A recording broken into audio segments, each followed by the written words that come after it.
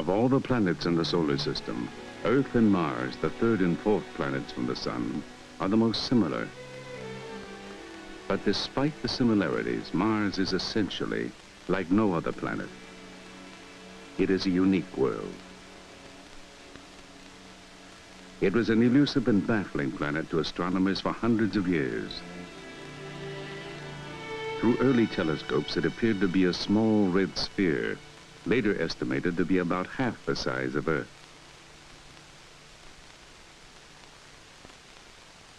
One of the earliest known representations of the planet, drawn in 1659, indicated markings on the surface, and by the movement of these dark patches across the disk, it was shown that Mars rotated on its axis in a period only a little longer than Earth's, about 24½ hours. It was observed, too, that the tilt of its axis, like the Earth's, exposes its polar regions alternately to the sunlight. Thus, each hemisphere has a summer and winter period.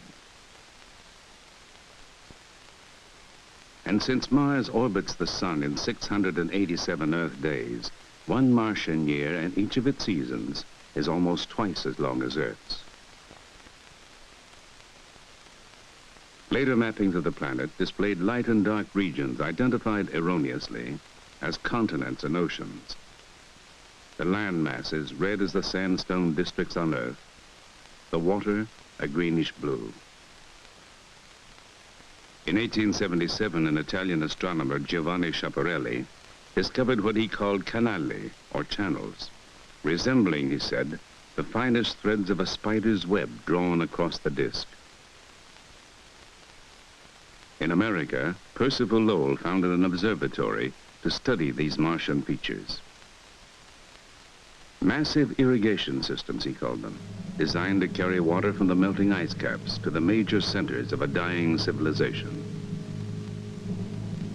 Science fiction writers populated the cities with terrible creatures of heroic size, with skills beyond Earthman's dreams.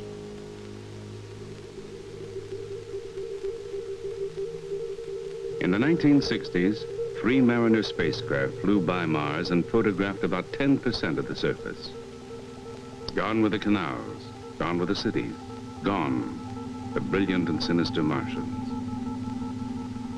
The photographs revealed a cratered landscape much like the moon, waterless and apparently hostile to life. But in 1971, the Mariner 9 spacecraft orbited Mars and transmitted more than 7,000 photographs of the planet to Earth. The extensive mapping revealed a new and unexpected world. The southern hemisphere, seen by earlier spacecraft, flattened and gouged by the impact of meteorites. The northern hemisphere, a vast plain with few craters, and rising from the plain, a great dome called Tharsis, topped by giant volcanoes. The plateau that joins the two hemispheres is cut by a vast and deep canyon, and by channels with the characteristic patterns of stream beds on Earth. Some of the channels suggested that water may once have flowed on Mars, and thus life might have evolved and possibly adapted to Mars' changing conditions. And then in 1975, 2 Viking spacecraft were launched, each of which was programmed to land a robot on the Martian surface. One of its principal objectives was to test for the presence or absence of living organisms. A communication system linked the spacecraft to the Mission Control and Computing Center in Pasadena, California.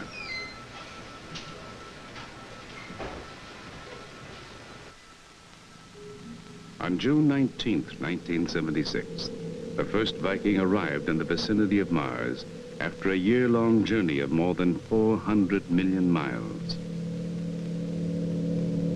Once in orbit, its cameras were turned to a detailed examination of the landing area. Imaging teams on Earth scanned some 800 photographs covering a territory about the size of Texas. The chosen landing site was a flat expanse with a few impact craters, one of the lowest regions on the surface. On July 20th, 1976, flight controllers ordered the lander to separate from the orbiter. 5, 4, 3, 2, 1, separation. Descent sequencing, we're at mission event word 0, we have DL separation. Because of Mars' great distance from Earth, the signal traveling at the speed of light, 186,000 miles per second, took 19 minutes to reach the spacecraft. This necessitated a completely automated system on board for carrying out the landing maneuver. During the lander's descent, its instruments analyzed the properties of the thin Martian atmosphere. 9,000 feet coming up on quarter bar. Good roll attitude hold. Pretty close to quarter bar. Firm quarter bar. Two loops in the high. Got it. We have quarter bar. Lander confirmed parachute deployed. Recon 1, TM2. Drive sync. UHF minus 105.1. Format 3 is in sync. All right. Format 3 in sync. Leg deploy. 4,800 feet, 177 feet per second. Confirm roll maneuver. Parachute separation. Roger. Minus 105.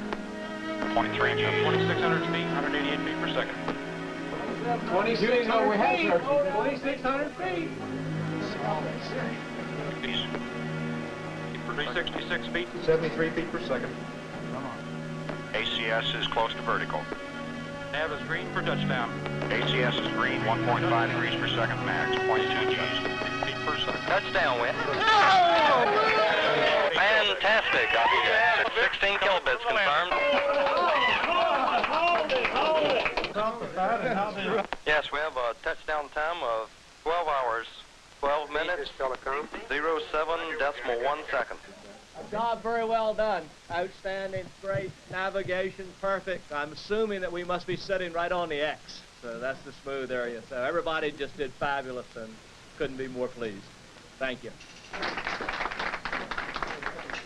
25 seconds after landing, one of the two cameras was initiated and scanned the first picture of the Martian surface.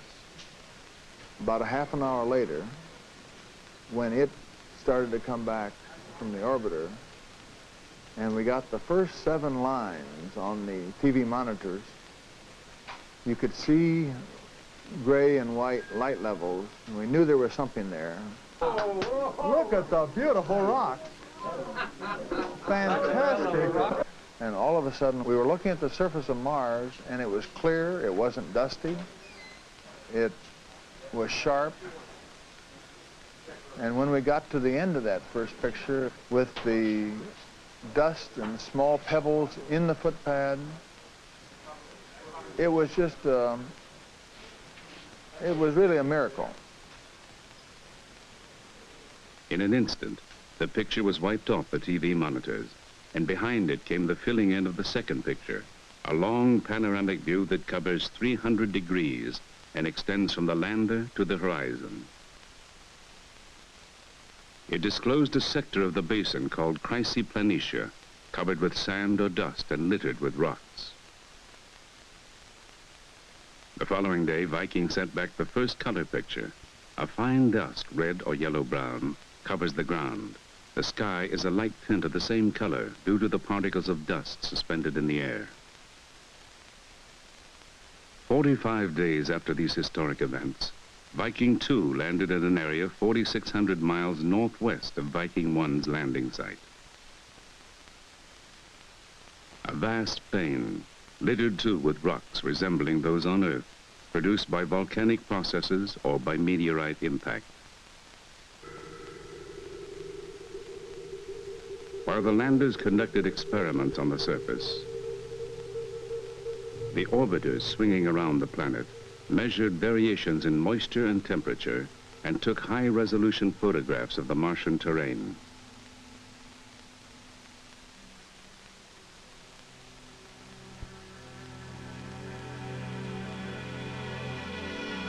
Four and a half billion years ago, the planets were formed from the gas and dust of the solar nebula. In the formation of a planet, heat is released and remains embedded in the growing mass. Because the heat can't escape as rapidly as the mass is growing, a point is reached eventually where the interior melts. On Mars, the heavier material sank toward the center, and the lighter material rose to form a crust at the surface. And this crust contained ice and other condensates. A later stage may have occurred where molten rock intruded into the crust and melted the ice, causing a slurry of water and rock and dust to flow across the surface. Some observers believe that such a process may have been the cause of the major channels which we see on the surface of Mars today. But others believe that in Mars' first billion years, the atmosphere may have been warm and dense enough for rain to fall and for rivers to flow.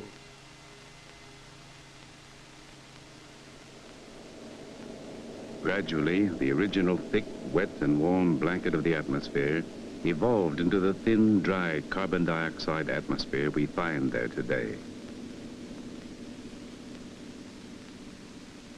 Because of Mars' low atmospheric pressure and low temperatures, water can't exist in liquid form. It must either freeze or evaporate. But while there are no oceans or rivers on Mars, there is more water in total than anyone had expected. The residual polar cap in the north, which remains after the hottest part of the northern summer, is water ice mixed with dust. And the measurements of the seasonal behavior of water vapor over the planet suggest that there is a vast reservoir of ice beneath the surface, so that one can think of the residual polar cap as the tip of an iceberg protruding from a sea of rock. At lower latitudes, the water vapor condenses to form clouds that ride high in the atmosphere or swirl around the slopes of Martian volcanoes. And further south, in the canyons and valleys, there is frequently an ice haze seen to form and evaporate in the early hours of the morning as the sun warms the atmosphere. On Earth, the ocean's heat and moisture and the heat and air currents over land masses interact to produce complex weather patterns. On Mars, because of the absence of large bodies of water and of massive cloud covers, the weather doesn't vary much from day to day. Like a remote weather station on Earth, Viking's meteorology instrument measures Mars' atmospheric pressure, temperature, wind speed, and wind direction. Temperatures range from minus 122 degrees Fahrenheit just after dawn to minus 22 degrees in the mid-afternoon. Light winds from the east in the late afternoon change to light winds from the southwest after midnight. Maximum wind speed is 15 miles per hour. But in the early summer, the heating of dust particles in the air generates violent dust storms in the low regions of the planet.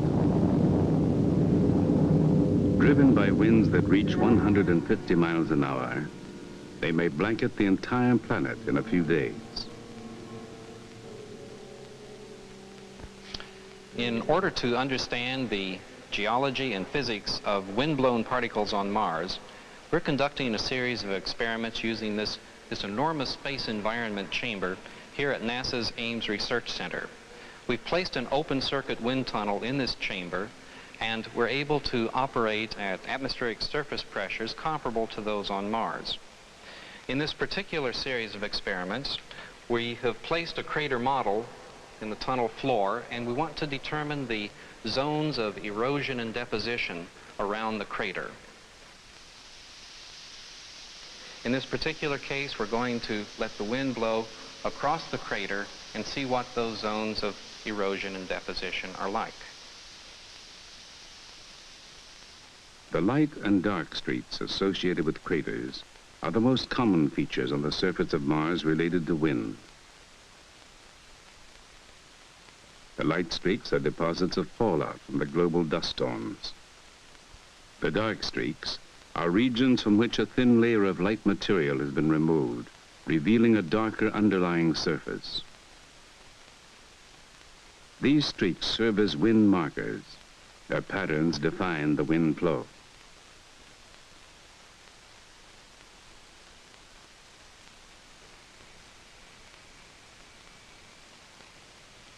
To the geologist, the features seen in the tens of thousands of photographs transmitted by Viking are the visible signs of the enormous forces and processes that have shaped the surface of Mars. The excavation of large basins and craters by the impact of meteorites and asteroids. The raising of mountains by the action of volcanoes. The faulting and subsidence of the crust as the planet expanded. And the cutting of channels by water, or abrasive particles driven by winds over a period of tens of millions of years. The key to the age and sequence of these features is found in the number and condition of craters.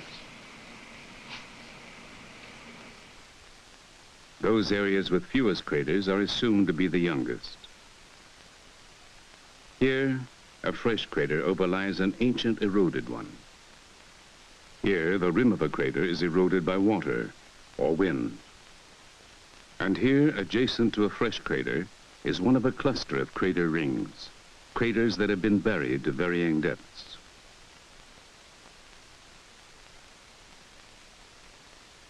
Over millions of years, the repeated flows of lava built the volcanic mountains of Mars.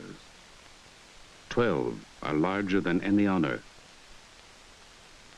The largest, Olympus Mons, rises 3 times higher than Mount Everest and is broad enough to cover the whole chain of volcanoes that form the Hawaiian Islands.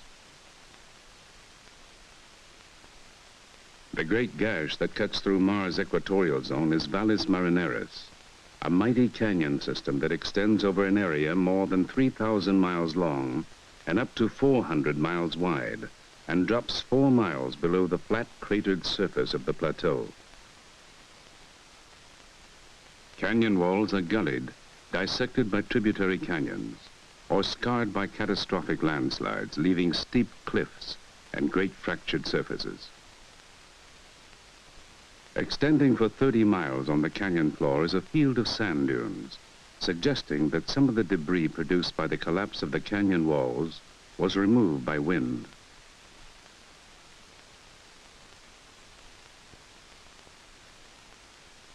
These ancient channels that resemble dry riverbeds on Earth could have been formed by primeval rainstorms. But the vast channel systems that start in areas of collapsed terrain, with broad streamlines extending hundreds of miles across the lowlands, and teardrop-shaped islands soaring to thousands of feet above the channel bed, testify to a process without any parallel on Earth.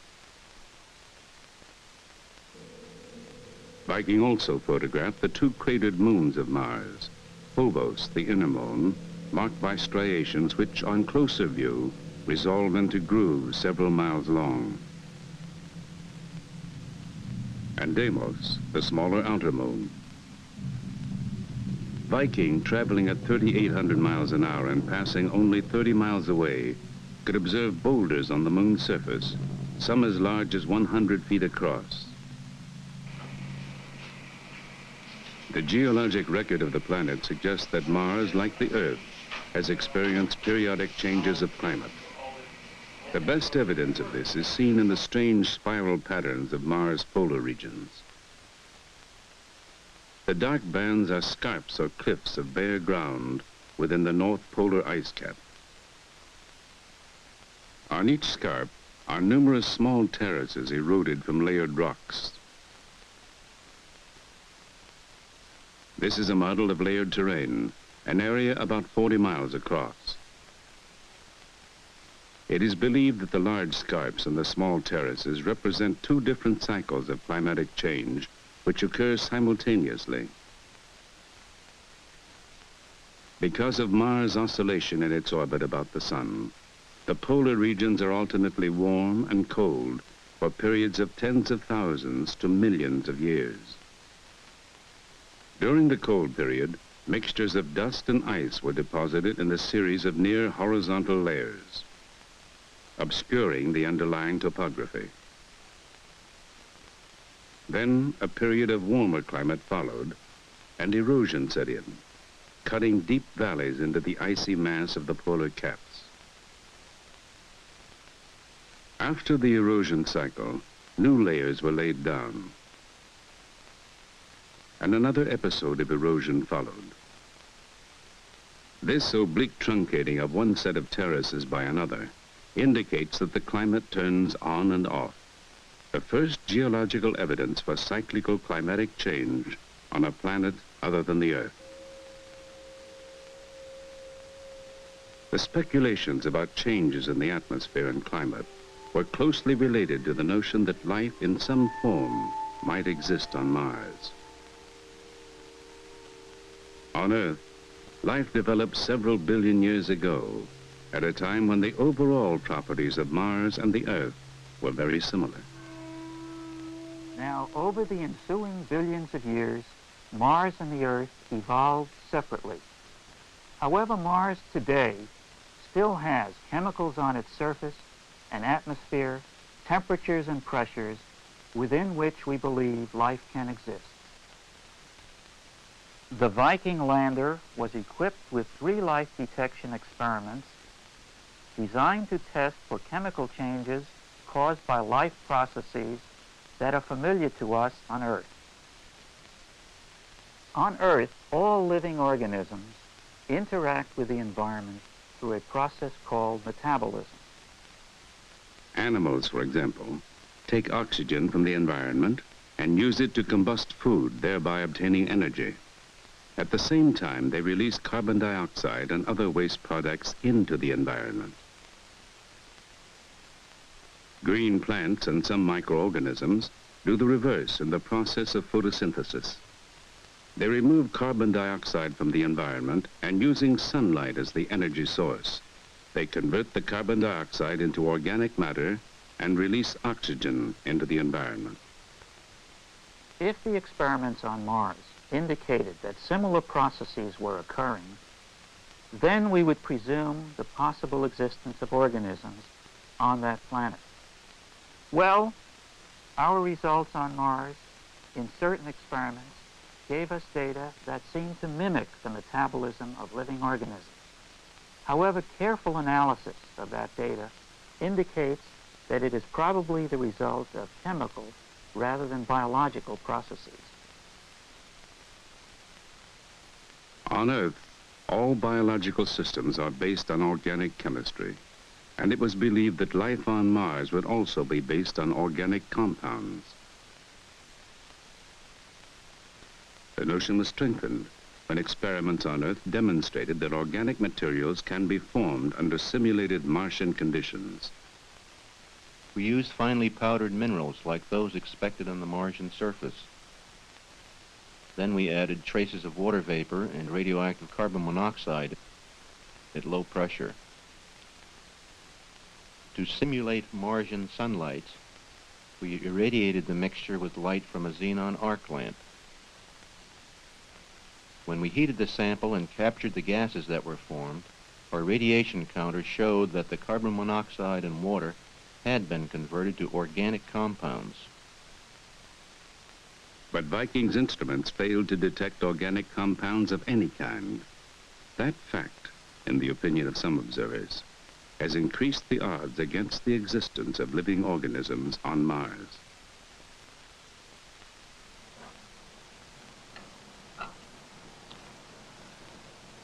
If we were able to do 1,000 experiments, different experiments on Mars, and to do these in a wide variety of places on Mars, in the canyons, on the polar caps, in some deep areas of the surface, and if in all of these experiments we got negative results, then the answer to the question, is there life on Mars, would almost certainly be no.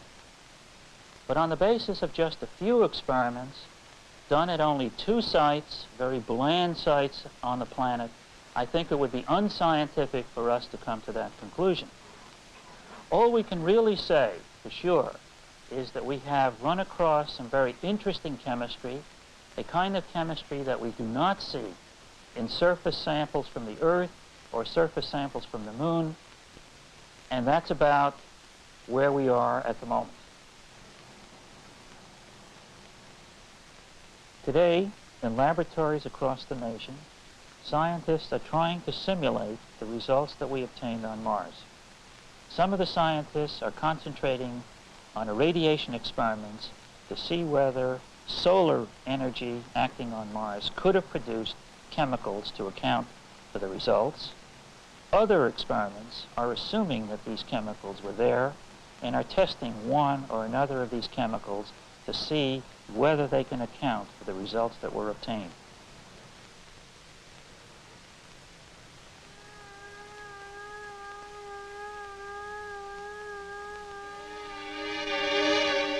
The question of life on Mars is only one of the inexhaustible number of questions for which we continue to seek answers in space.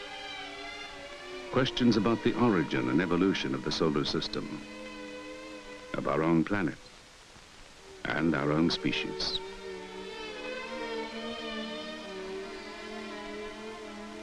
The search for answers is a goal of planetary exploration, and the journeys of our spacecraft to the near and far reaches of the solar system are beginning to provide some of the answers.